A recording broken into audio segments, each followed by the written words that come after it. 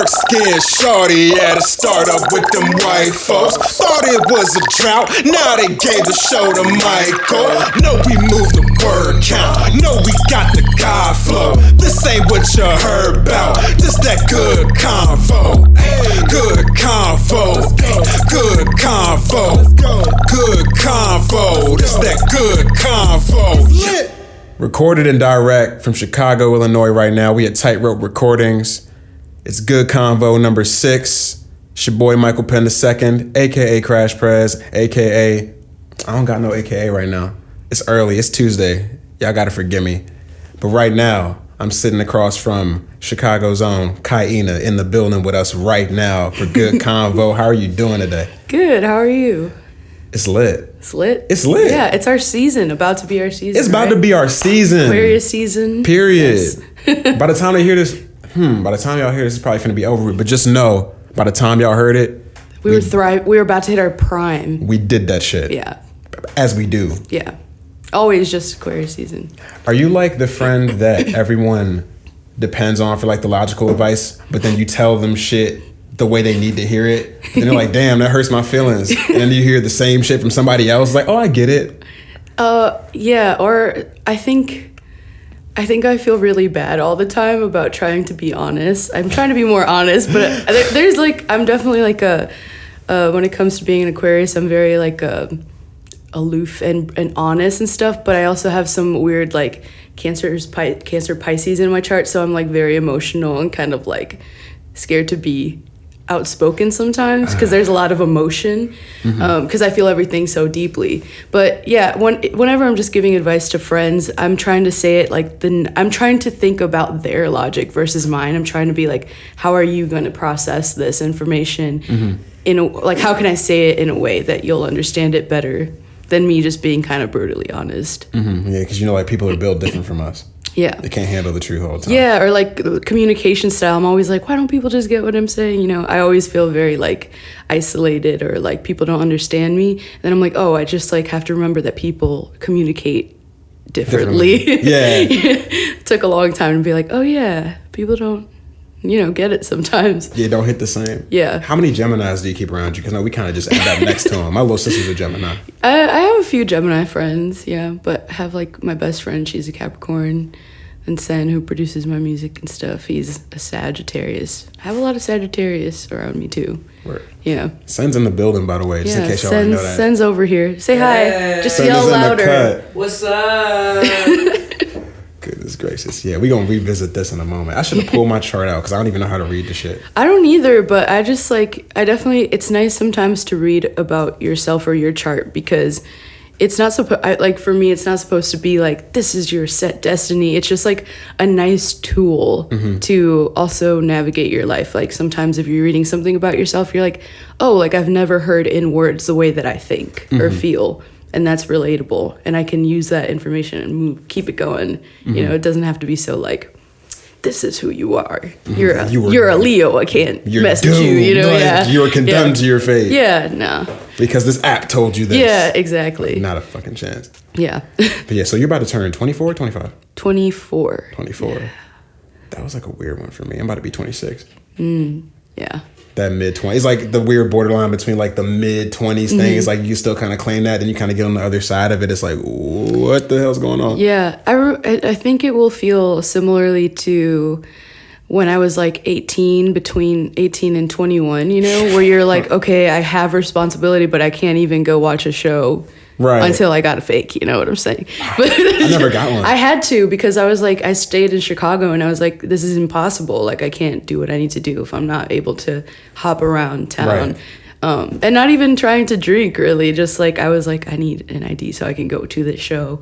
But I think it'll feel similarly where I feel like early 20s, you're like, cool, I've got this kind of down. And then shit gets rocked a lot. And then you're like, I'm kind of an adult, but what the hell's happening? Like, what else is there to this? Exactly. Like, I feel like by our 30s, we'll be a little bit more solid, hopefully. That's what everybody say, like, especially like the crop of friends that I think like that I have that are in that 30 range. Same, and I was like, oh, it starts clicking. They're like, it gets better, or you prioritize yourself a little bit more or something, I don't know. I know like decade stuff is really like kind of artificial. I mean, time's artificial, but like that, there's the there galaxy goes brain. the Aquarius. Yeah, there we go. We're going galaxy brain already. Yeah. But like, just kind of that clock turning for me, I'm just like, a lot of shit starting to click, kind of, just like, you know, a couple of wires were loose in there. And like, I'm like, yo, I don't got to do this. Or like, if I don't do this, this will happen. Okay, now I need to actually move on this shit. Like, Yeah. have you refreshed in the decade? Anything new? Yeah, I mean, like, especially the last 6 months of my life, I think,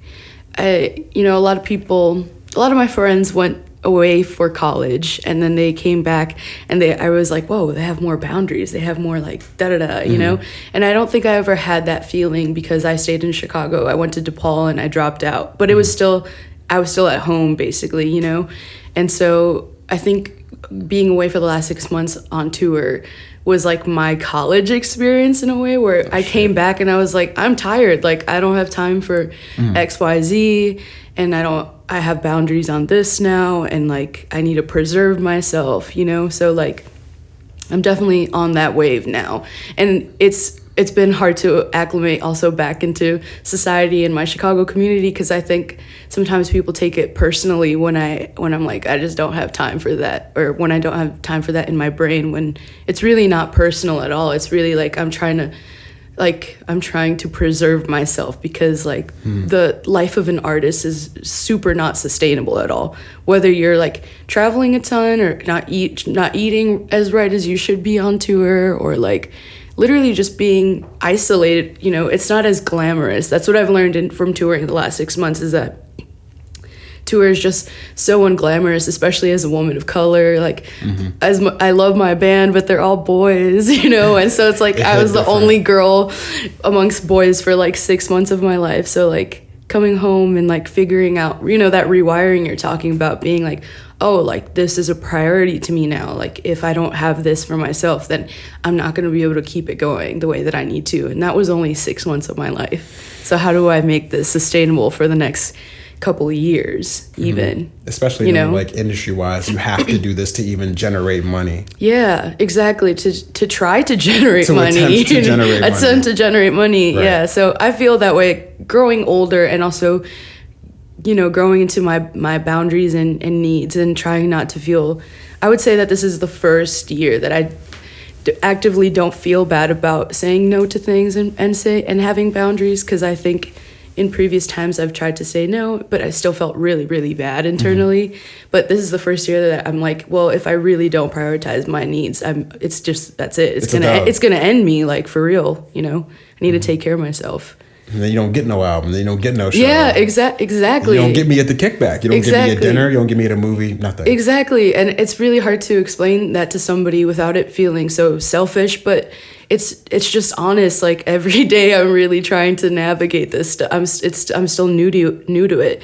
Or I even have to express that to my team too. Like, hey man, if we don't work something out, like, I'm going to have to go get a job or something, you know, and that there's nothing wrong with that. But just in relation to people's plans or ideas with you, whether it's like personal or business, it's like, hey, I need to prioritize my well-being. I need to live before we can think about going out and having drinks or going to like this party, or, you know, going on tour for another 3 months. Like, is it sustainable? That's kind of where I'm at right now. Man, sustainability in music industry rarely makes sense at all. Like, not at all. Never. Yeah.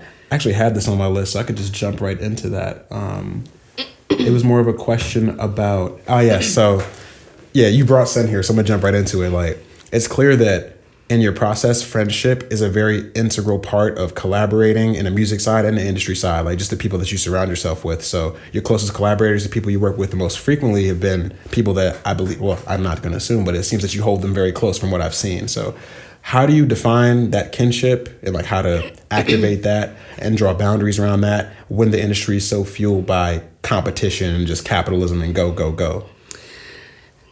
Man, I don't even know. Like, I'm definitely at a point in my career now where people want me to collaborate with other people, and that's cool. But it's so vulnerable for me. So I think it starts with that trust and friendship. I mean, when I met Sen, like, he was like, you want to make a song? You want to make a song? And I was like, no. Cause like, I'm like, so like, I'm not ready to be vulnerable yet. Or it's like, getting myself to trust that person with my thoughts, basically. Even though I'm not thinking about it that way, I'm just being like a weirdo. I'm just like, no, I don't want to make a song. I feel weird about telling Aquarius you my is feelings. Jumping out right now. Yes. But I mean, it took a long time. It took a couple months before I made a song with Sen, and we had like become such good friends pretty instantly, and I still couldn't do it. And then I don't know, like when I think about people like the Oh My's, I was like their intern forever ago before I ever even started making music with them. So I don't know.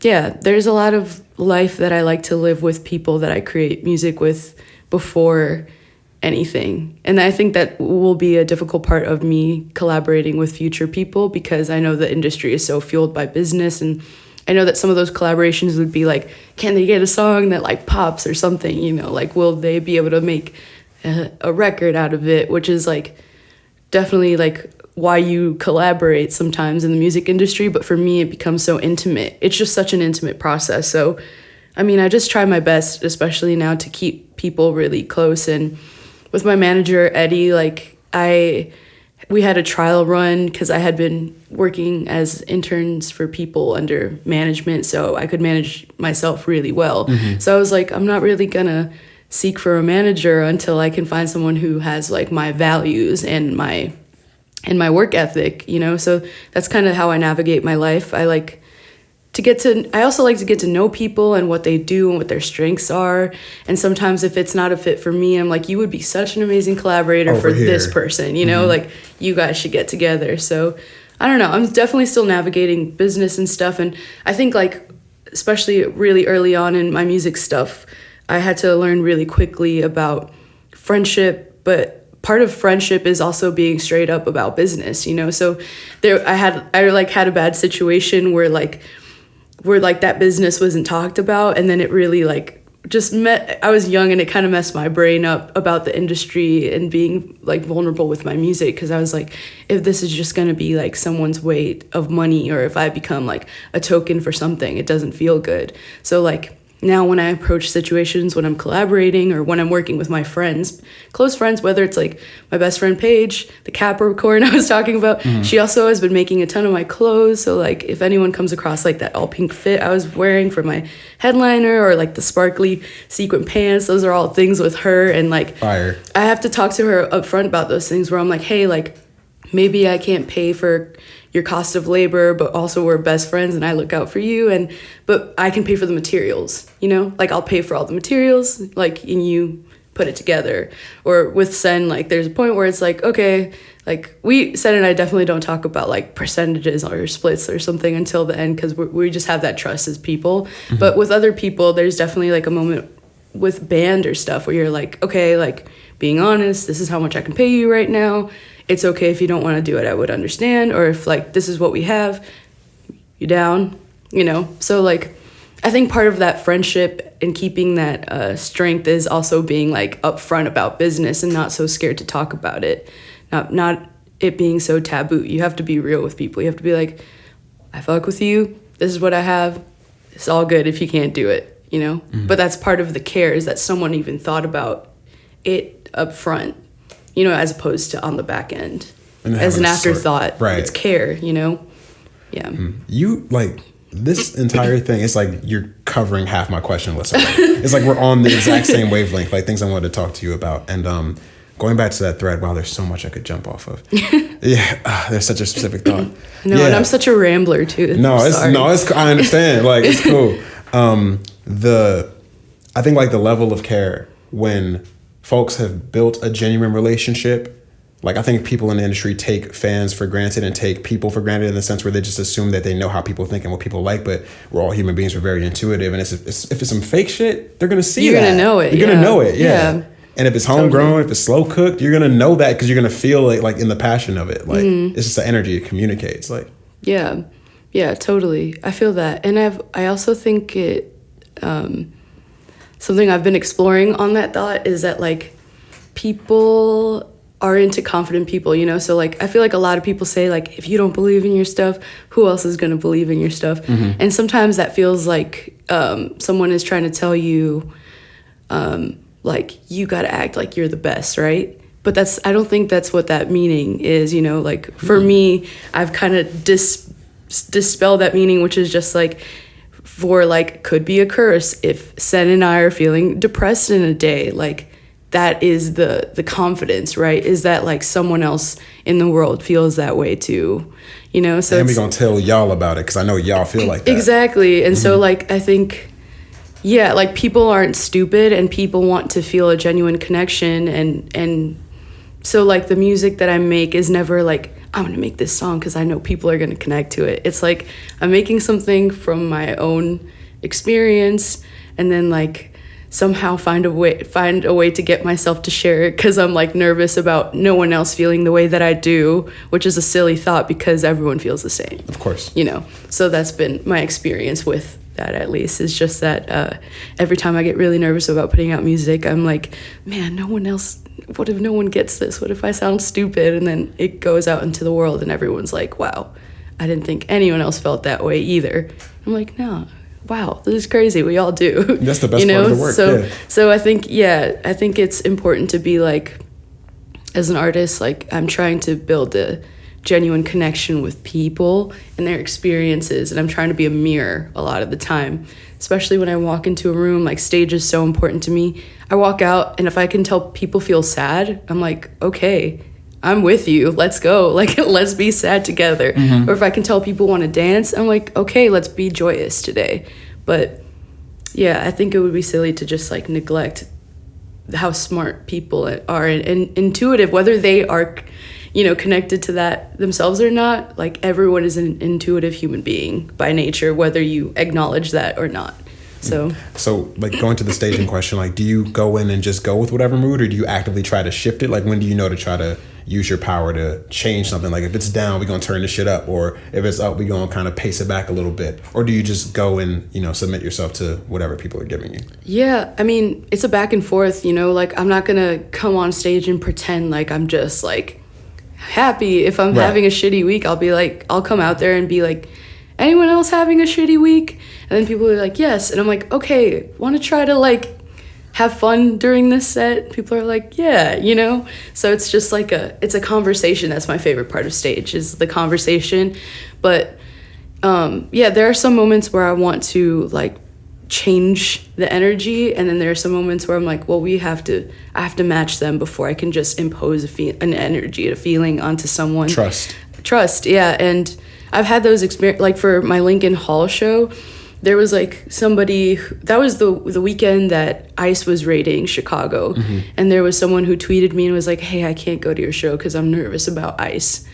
And like as a first gen kid, that's really hard. Like I can't, and that whole weekend was about celebration. Like I had thrown this pop-up restaurant with my mom as the head chef, and she's an immigrant.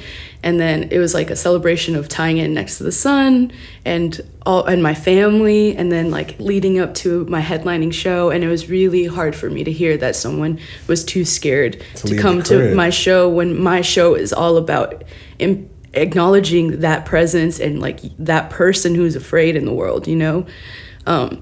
So I had my friend Anthony come out, and he's more educated on just like immigrant rights and like where to get resources and stuff. He came out and spoke right before my set because I felt like it would feel so wrong, especially because my crowd is predominantly like young Latinx kids. It would be so wrong for me to would have felt not right for me to just step on stage and be like, we're all good right now, you know? Pay no attention to the fucking van. Exactly. So like I had him talk before I went on because it was like an acknowledgement, you know, like I want people to know that I'm not ignorant to their experience, because I experience it every day too, just like the scare of the world and the weight of the world as a young, you know, child of immigrants, or even as a person of color. Just in the world, everything is so scary all the time and defeating. So yeah, just like I like to do stuff like that, just like acknowledge the feeling, which is a healthy way to process. Like that's something I practice with myself too, is trying to be like, I'm acknowledging the feeling, because if I ignore it, it's gonna feel bad. You know, it's gonna fester there. It's gonna sit. It's going to manifest in ways that are not productive for anyone. Yeah. So that's how I approach my shows too. I definitely just be like, I'm acknowledging you. if we feel like we just want to have a chill vibe and like be in our emotions and be a little quieter, we can do that. If you want to release, we can scream, whatever you want to do, you know. I'm there and I feel it. I match it, you know. So on the thread of energy, right? So in a lot of your earlier press, you mentioned that music was more of a thing that happened to you along the time as opposed to you actively pursuing it. Yeah. And yet somehow when you have all these smaller moments, smaller drops where it's like a false start where you give a little bit, it's like, nah, I'm not ready. Take this. No. So was there a conscious moment where you said you chose, essentially? Is there a conscious moment where you chose, instead of letting things happen, to just say, I'm going directly for it? I think I'm still working on it. I still feel that way where people are like, I'm always like, I feel like this is random and this is just happening to me. But then I have a lot of friends who are like, and family who are like, you've worked really hard for this. But it's really hard for me to acknowledge that part, you know, because I don't know. A lot of things go over my head. Like a lot of people are always like, you should be really excited about this. Like, that's really cool. That's big. And I'm like, I don't know. Or I'm not that. I'm just like, I don't know if I care to like sit in that so much, which is something I'm working on because I want to be better at acknowledging my successes, because that's how I get into a trap with myself sometimes, is I'm like at home and I'm like, I'm laying in bed, I'm not doing shit. I'm like, you're preaching right you know, now. like, what am I doing with my life? And then people are like, you've been on tour for 3 months straight. And I'm like, so, you know, like but I'm like, you know, and I'm also such a worker, which is like another thing I'm trying to get out of, is like that feeling that if I'm not working, I'm not being a productive human, which is untrue. It's like, that's the capitalistic, you know, mindset, which is like, if you're not working, you're not worth shit. Yeah. So I'm trying, and it's also like such a feeling I've gained from my parents, you know, is like some generational feelings of like, we're like immigrants where we have to work hard, we have to like da-da-da. So it's like, that doesn't mean you can't rest or like refocus, you know? So I don't know. Yeah. With that stuff, it's really, I don't know. I'm like weird. I'm trying to acknowledge that stuff more and feeling like music. So some magical moments feel like music chose me. And then some moments I have to like retrain my brain to understand that I really worked hard for that. Working on it.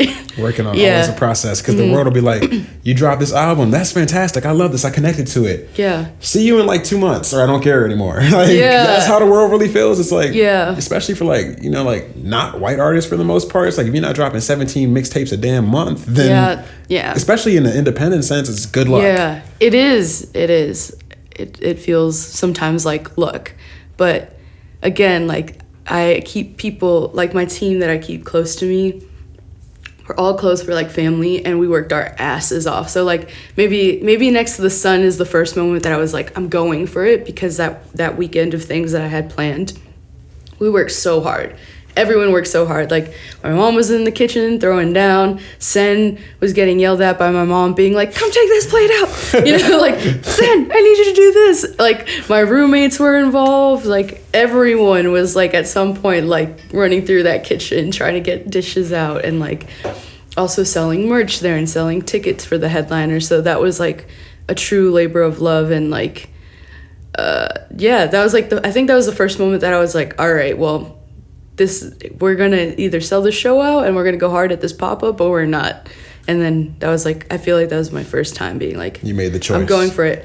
And making Next to the Sun, like I wouldn't have made that if Sen didn't make me, because he was like, you should finish all these demos and you need to put this out. And I was like, no, because there were a lot of unprocessed feelings on that album that I didn't feel like sharing, and it's less sweet than all my previous projects. So I was like nervous about it. So I think the Next to the Sun album and like the rollout that we did was like the first time that I was like, if I don't go for this, I'm letting myself and also a lot of people down, and also a lot of people, including myself, are working really hard for this like one thing to just go really well. It's all hands on deck, honest, for real. You know. Yeah. Okay, speaking of which, y'all can get Next to the Sun on the Vinyl Me Please store. You know, we had to get that drop. We have that baby, or like a blue color. That's so cool. I'm very excited. You threw me to live. It was finesse, you know what I'm saying? Just like so exciting. Okay, let's get into these album questions. Next to the Sun, you've described the album as a very analytical process, and the emotions were like lodged in your brain. until you had the right people around you to make those songs come to life and let those feelings go. So what is your incubation process like versus the catharsis you feel once you get the thought out? Yeah, I mean, I feel like shit until those songs come out. Always. Even with like the other stuff I've put out, like Sweet as Hell EP and For You, those are all like much sweeter love songs, but I felt terrible in my life until those came out because it just feels like an emotion that I've like processed, and then and then it's just sitting there on the shelf. Yeah, and then if I don't let it go, then it's just, I'm like, it sucks, you know? I thought I was over this shit. Yeah, exactly. Just looking at the shelf. Or I am over it, and then I'm just like, I just want you to leave. It feels like a kid. I'm like, leave the nest. What have I've done so much for you already. Go work hard now. Yeah, like go do your thing. Go help other people with this shit. I'm exactly. done with it. Like I'm over it. But yeah, Next to the Sun felt different because it was more of a self-reflection than like writing a love song or writing songs for other people's situations. Like Sweet as Hell and For You, I was writing a lot of like songs about love and care and home from the perspective of other people at some points, just from what I was noticing around me. And then Next to the Sun was such a brutally like intimate look at myself.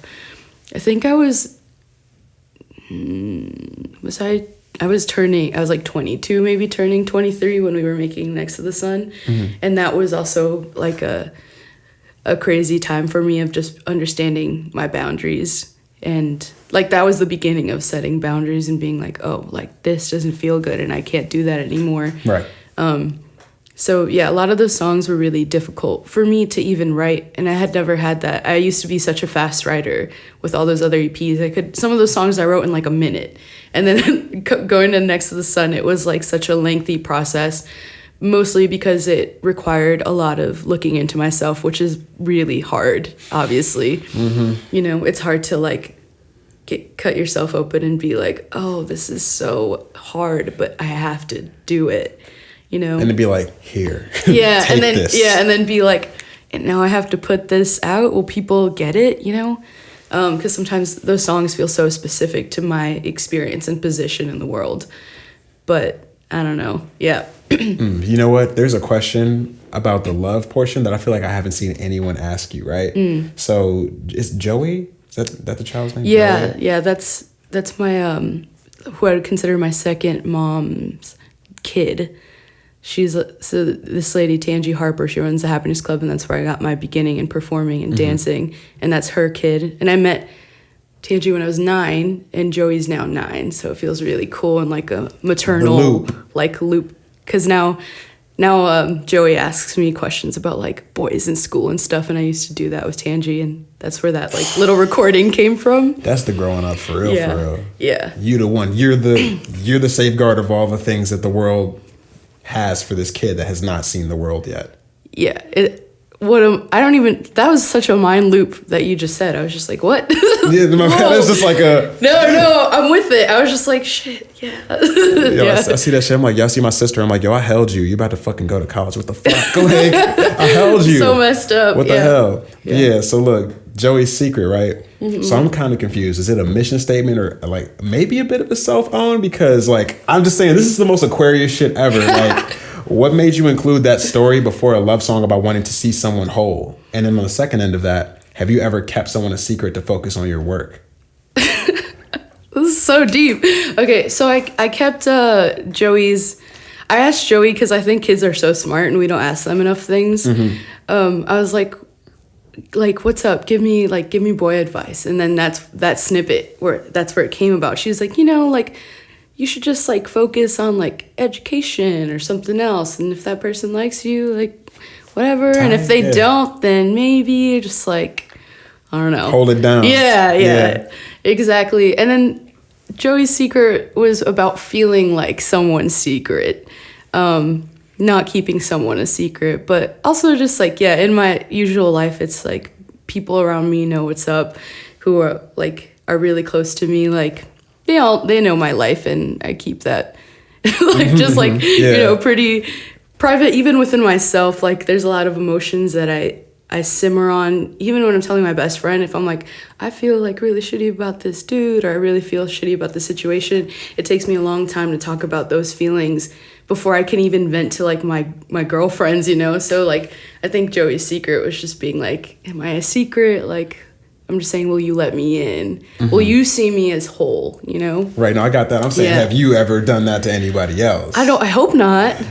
Not trying to get in your business. I was just like, this has to be like you know, like you do things and then it just becomes whole, and then life changes and life happens and then it takes on new meanings. I was just wondering. I'm just being nosy. I'm sorry. Oh, no, you're good. I hope I haven't made anyone feel that way. I also think that I wrote that song because I, like, maybe early 20s, early college time, I felt like I had been in a lot of situationships, basically, where like a lot of people had feelings for me, but they weren't too scared to like actually talk about it or even acknowledge it. And that's what would drive me crazy, is that like I don't need to, like, for in terms of like romantic relationships, like I have never needed someone to like pursue me or to be like, we like each other, we should be in a relationship. You know, especially because I'm working all the time. So sometimes I would be like, no, I don't like need a relationship. I just need you to acknowledge that this is a thing. And like, I feel like a lot of men made me feel really crazy in my head, like that gaslight thing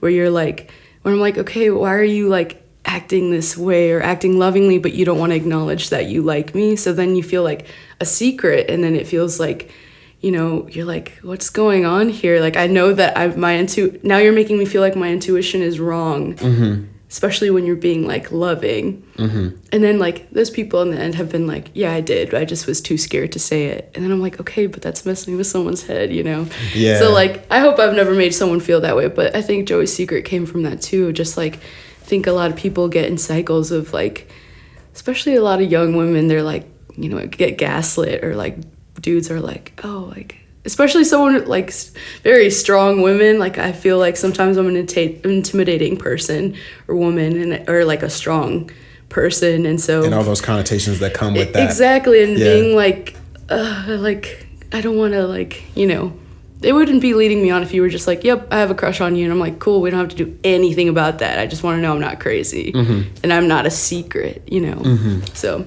yeah, like, but I hope that I've never made someone feel that way. That shit sucks. It's like people just keep you tucked away. Like, it's just, the secret is just, it's like they put you and your feelings in a diary and then open that shit up when it's convenient to try to tap into it, to just harness some of your energy that they know is available to them. Yeah, shit's so stupid. It is, and it's just like, I want everyone to live a little bit more of a honest life, maybe through, but also Joey's secret is so critical in the whole album itself, because on top of being like a young girl, like who's like sad about the way the world's going all the time, I'm also like stupid and like get myself in situations with stupid men who, you know, like, men are trash, you know. So it's just like, you know, I think it's like a sweet song that's, it feels special to me that Joey is talking about like, man, like, if they don't like you, go focus on your education and da-da-da. She's like 9 years old.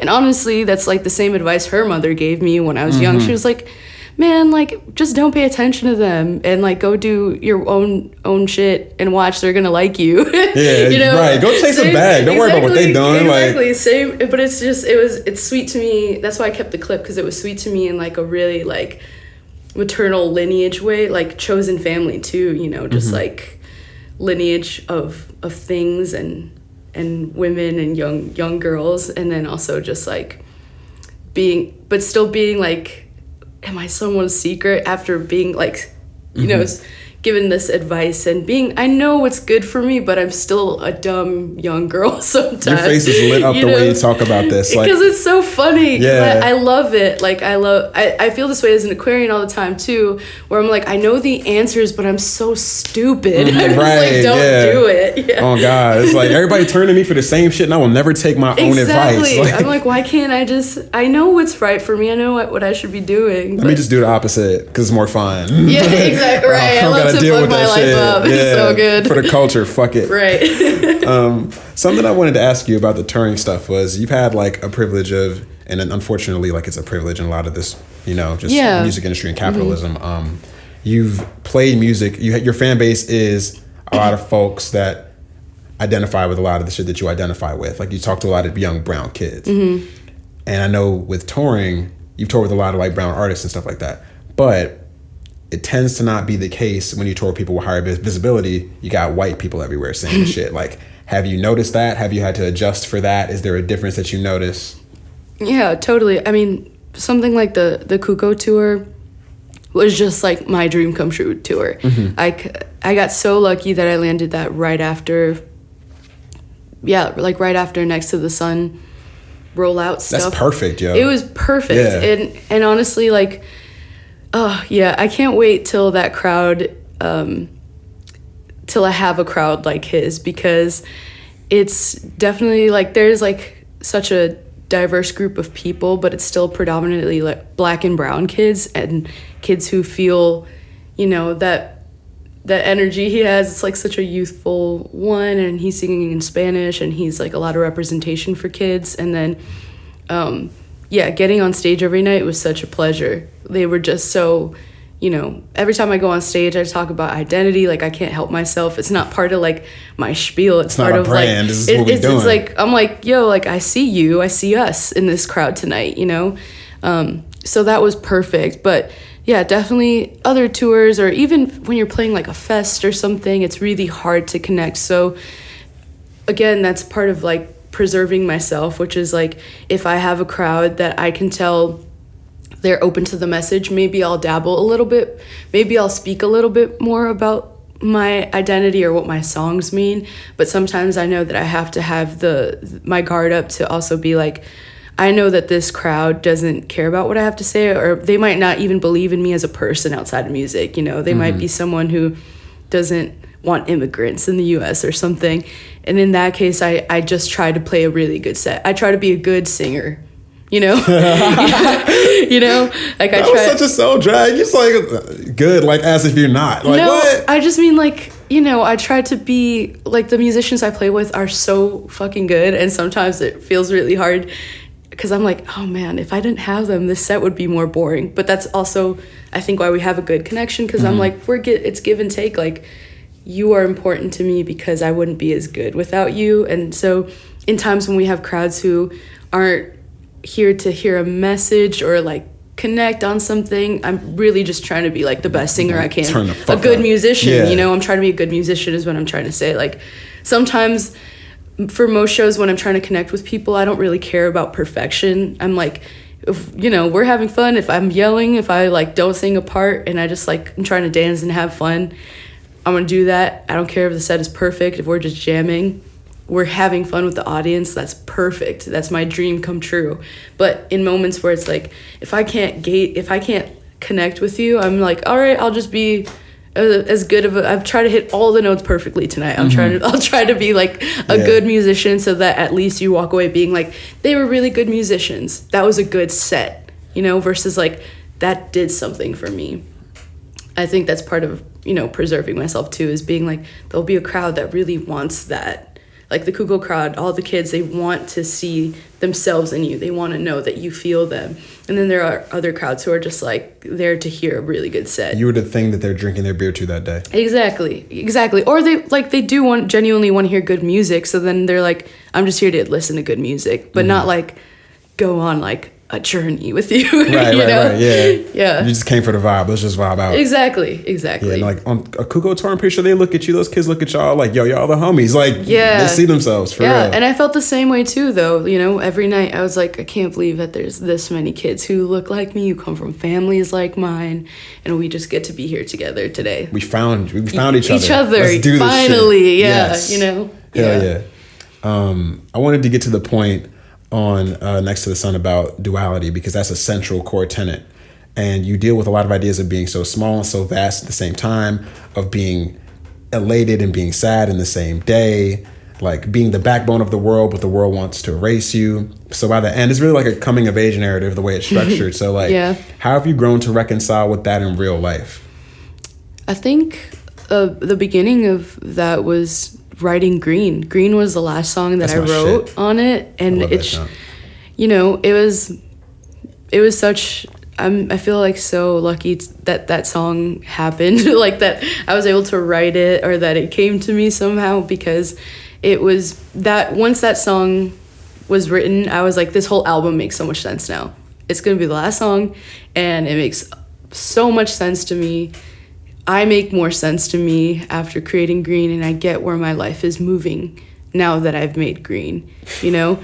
Because I was just like, man, like, this is the resolution to this, is that, like, I think as people, like, we try to divide our identities all the time, and then Green was like, you can be all of it. And I've never felt that way, you know, until I wrote Green, or like that was around whatever time period in my life. That's when those ideas were popping up about identity. Like I always tell people that as much as I think it's really important to acknowledge identity, obviously, because we're all different, and that's part of like why shit gets fucked up, is because people are not acknowledging the privileges of other people, or where we're all at in life. Sometimes it gets really difficult I don't know how to describe this. Like, for example, when I was graduating high school in Chicago, people were doing all of these like women showcases. I was going to ask you about this. Yeah. And so like I was like, okay, like that was really fun for a second, but then like people only wanted to book me for only women showcases. We should all be in the same fucking room anyway. Exactly. The point is to get everyone into those rooms like as a normal, you know, like as a normal Not average the niche. thing. Exactly. Not just the niche. Exactly. And so like now in my a little bit earlier, maybe last year or something, it felt like people were like, we're putting together a Latinx showcase.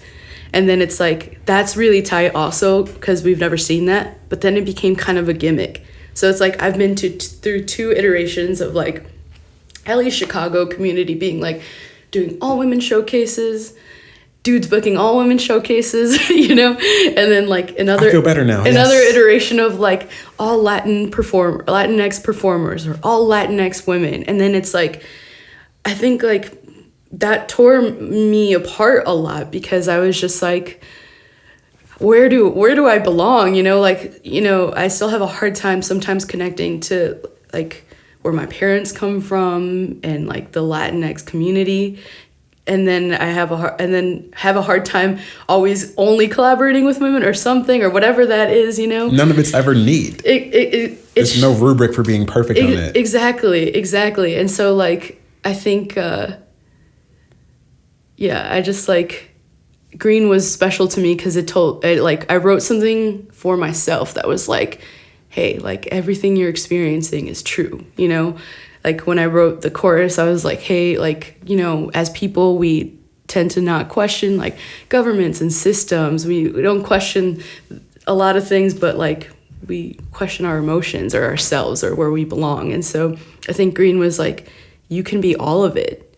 You can trust that you're all of it. At the same time, exactly. Mind you. Yeah. And there were some like sprinkles of like just like generational things too, like the verse, the like, when I leave someday, my hands, I wrote from the perspective of my mom. Like if my mom passed, I would know that her and I have gone through like such similar things in our lives than we think. So just like I was trying to tie in this whole album where like it came through for me, where it all tied it in. I was like, 1, you can trust your intuition about stupid boys. 2, you can trust your intuition about who you are in the world, and that you don't have to like, you know, tear yourself apart to belong. You're fully yourself always, and you can trust that. And 3, like, you know that you're never alone, because your mom went through the same shit that you went through in your 20s, and her life was harder because she didn't know English and shit, and like you're here and you're more established, but you still have gone through the similar themes of life. You know, and you did all that, and you put some shit with some bop in it. Exactly, which is the icing. And exciting because it's kind of like my take on a salsa song, which is really special to me. Like my grandma could 2-step to the jump. In the video, everybody was 2-stepping to that jump. Yeah, like my parents were. I remember they like they heard it, and I was like, you know, Sen played everything on this, and they were like, what? They're like, Sen? Yeah, like, he played everything on this. I was like, yep. And they were like, this is really cool. Yeah. So. How's your family reacted to your music in general? I think they've always been supportive, and loving about it. I think my parents were my mom was really sad when I dropped out of college, but it was not to pursue music. Like I just had work in Chicago. Like I was interning and stuff, so I had work to do and actual jobs I could get as like a tour manager or like whatever, you know. But I think this is the first time that they were like, oh wow, yeah, like this is cool. I remember the first time was probably I got to open up for Galiucci's like maybe 2 years ago, and my mom was like, whoa, like this is sick, you know? Doing it. And then for the Next to the Sun thing, like the whole pop-up and stuff, it was just like honoring my parents and just like our energy. Like I think everything that people see from me of being like loving or caring or giving just comes directly from my family. Like they've always taught us, even if you don't have that much to give, if you have something, you can give it, you know, you have a whatever. You're completing the portrait for people. It's like you're giving them an access. Yeah, access into like who we are in that life, but also, I don't know, writing, like in Could Be a Curse, Sen and I were talking about how we were nervous for that song because it would be the first time that our parents get to actually understand what we're saying. I actually sent my verse to my mom and was like, did I grammatically spell everything? And she was like, there's this one thing, if you fix it to this, you're good.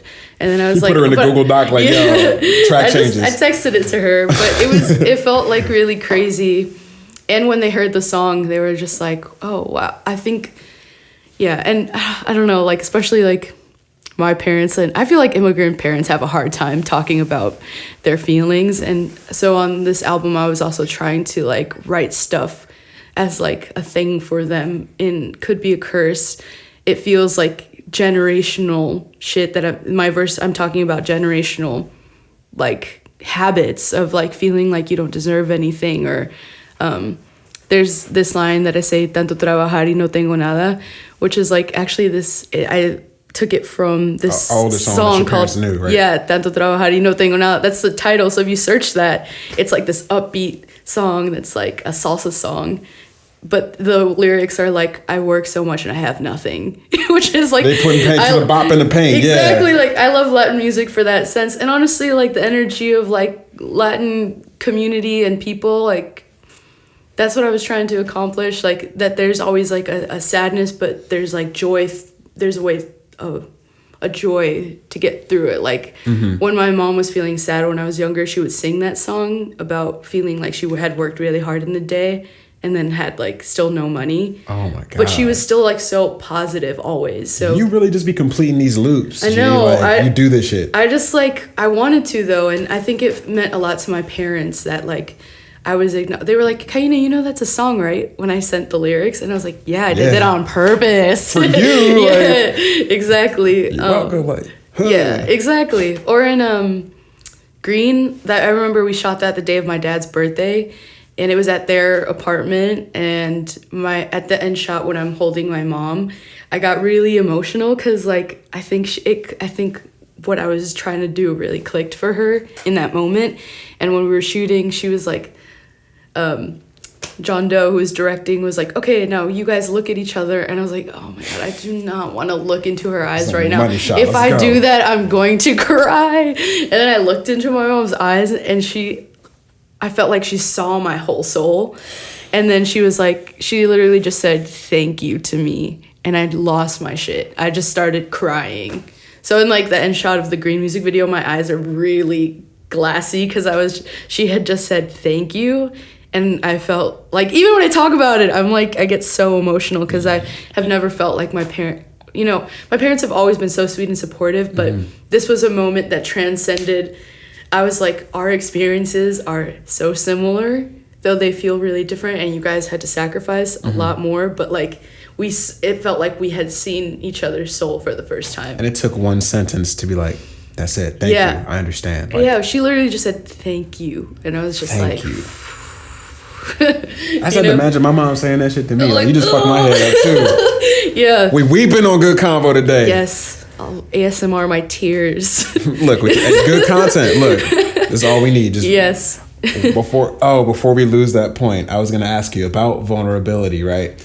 So to the point of how people siphon vulnerability and market and package themselves. And then, even though we're trying to be dynamic people, the industry dictates that we cannot be that. You can only be a Latinx woman of color over here, or you can only be gay in this way, or you can only do this or only do that. So do you struggle with how you package and market your vulnerability in a time where you're expected to just sacrifice privacy for even a chance to be visible?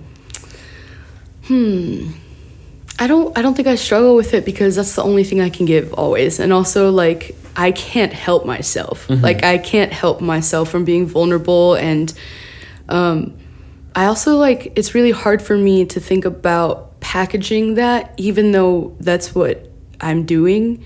Like, when I think about the green video, like, that's a very vulnerable moment. Like, I'm letting people into my childhood, the apartment my parents, you know, I grew up in that apartment. You get to see my parents, you get to see my closest friends, and I am sacrificing privacy, but I guess, I am definitely sacrificing privacy, but I can't help it. Like, when I listened to Green, I was like, I need a shot of my parents dancing to this.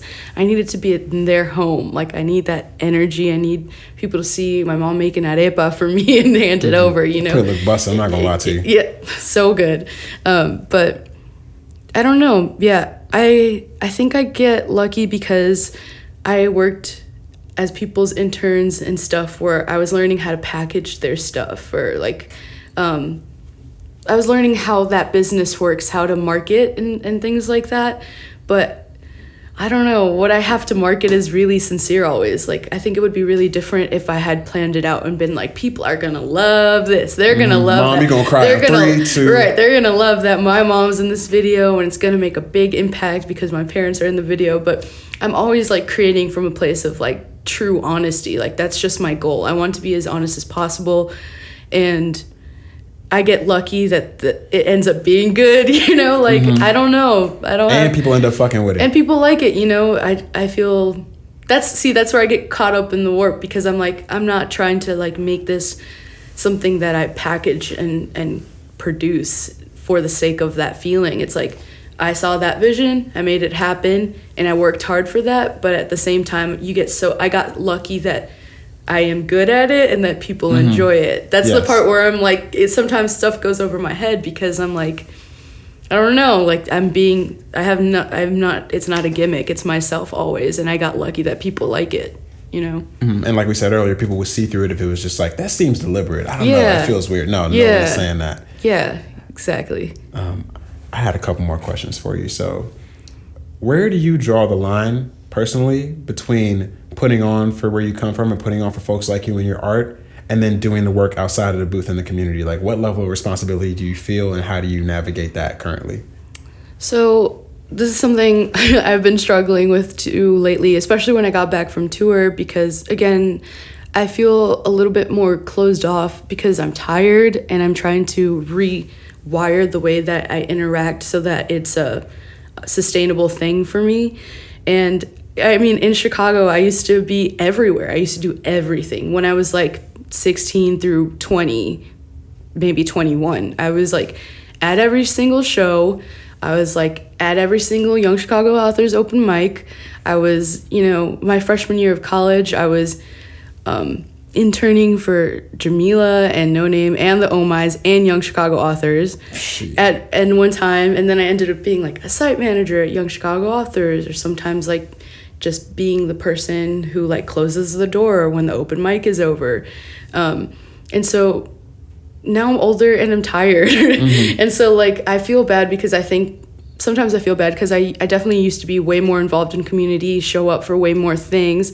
But I'm always thinking of those things in people when I navigate life. When people ask me like, yo, like what should I check out when I'm in Chicago? Or like, especially if it's a business thing, I'm always naming names. I'm always like, or sometimes in Chicago, I can't play that many shows anymore just because I get tired. I used to play so many shows all the time in Chicago, and sometimes people are like, or it's just like not financially, you know, I can't do it because it would require a lot of energy and not allow me to live. So, but I know that someone else might, so I'll be like, I can't open for you, but you should check out this person, and then those people get to open, and it's sick, and I, you know, I just want to be able to, a lot of opportunity has been like given to me through knowledge, and I want to be able to reciprocate to younger people or people who might not have had the experience that I got to when I was like interning for people. I learned so much,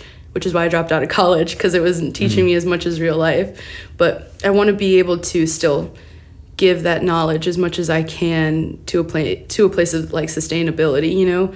I think now when I'm home, there's like a few artists that are younger than me, and they have questions like how to even like upload your music and stuff like that. And I have energy for that right now, but I definitely feel bad because I'm still navigating how I can be involved with my community, but also make sure that I'm not draining myself.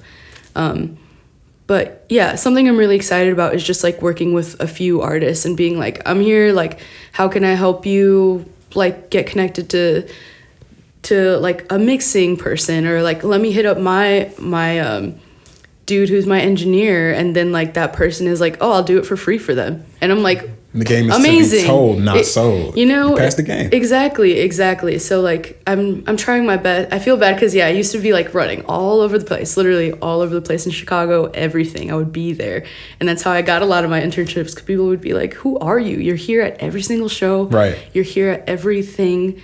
Do you want to be an intern? Like, what's up?" And I was like, "Yep." And I did it all. Would show up for a lot of shows, a lot of spaces, and yeah, now I'm home. I'm older. I'm tired. I'm at the crib. I'm trying to navigate my own life and how to sustain it, but I definitely want to be giving. So anyone who isn't demanding something out of me and wants, you know, it's like demand of your energy versus just like learning. Mm-hmm. I love learning, and I love people who want to learn, but sometimes it does get draining because sometimes it feels like more of a demand out of you versus like a relationship. So That's kind of where I'm at, is like I used to definitely be way more involved, but now I'm really trying to like focus my energy on making sure that I can like help other people develop or just find the resources who actually truly want to learn and don't just want something from me, you know?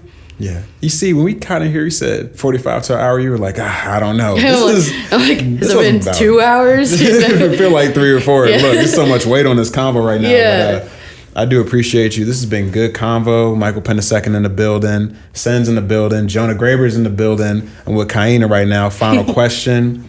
So we know how you feel next to the sun, but what does the moonlight mean to you? Who were you in the moonlight? In the moonlight? In the moonlight. That's like my time of reflection, which is funny because it's kind of like in line with like the moon tarot card. It's do you do tarot? No, I used to like kind of like mess around with it, but like learning meanings and stuff. Mm-hmm. But I wouldn't be able to just like do a reading. But the moon and just like symbolism and in tarot, outside of tarot, it feels like really reflective and mysterious, and like things that are in your subconscious kind of pop up. And that's honestly like, I make my favorite songs at like 3 or 4 a.m. when everything is quiet, and like when I have time to sit with myself and not be scared of being vulnerable with anyone. So like, I y'all sleep anyway. Right. Right. So I don't know. Yeah. I feel like the sun is like illumination, like clarity, and then the moon is like murky, and sometimes it's just like sitting with yourself. It's looming. Yeah. Well, it's been this is number 1 of the decade right now, and it was a pleasure speaking with you today. Like, yes, for real, you too. It just all clicked in place for me. It was like, oh, you're an Aquarius. I know exactly what to ask for. And then you start like, clearing out my list. Good conversation. Oh God, Good Convo. The name sell itself. Yes. KAINA, Next to the Sun is available in the VMP store. Go get that. Yes. We out here. Yes. Chicago, Illinois. Tightrope recording. Shout out Max. We gone. Any last words? No, thanks for having me. Thank you for being here. Yeah. All right, we gone. Good Convo. Peace.